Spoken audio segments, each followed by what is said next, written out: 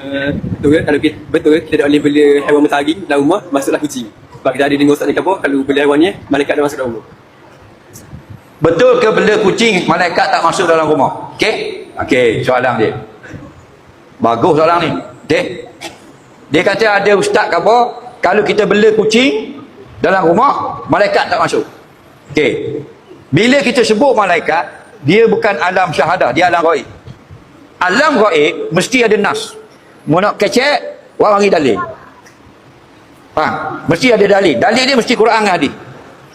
Dalil pandangan tu guru saya. Tak boleh tak kemah. Boleh kata tak kemah. Faham? Ustaz ni kata bela kucing dalam rumah tak boleh, malaikat dah masuk. Okey?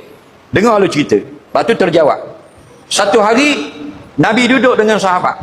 Okey? Pada satu tempat ada payang air depan tu.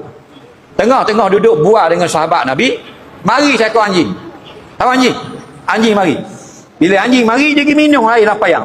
Kelek jilat air. Minumlah. Faham tak? Lalu Nabi pun berkata, "Iza walagal qalbu fi ina'i ahadikum fafsiluhu sab'a ulahunna biturab." Bila datang seekor anjing minum dalam tempayan kamu, hendaklah kamu basuh tempayan itu 7 kali. Satu kalinya air tanah. Faham? Maknanya najis lah. Lepas pada anjing tu lari, sahabat tanya, dah kucing? Dia tanya pula. Nah, dah kucing mana pula? Pada kucing dah lari apa? Yang minum tu anjing. Nabi kata kalau anjing minum kena buang air. Yang kena basuh 7 kali. Sahabat kita tanya pula, dah kucing? Nabi kata kucing itu suci. Kucing itu suci. Jadi kucing tidak najis. Kucing ini Nabi kata binatang yang berkeliling pada manusia. Faham? Allah jadikan kucing binatang yang jenis main dengan manusia.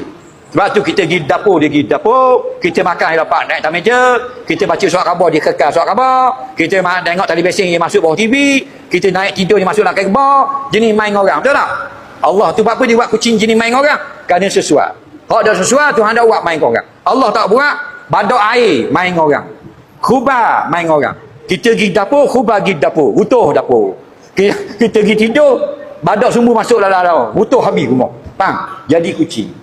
Okey?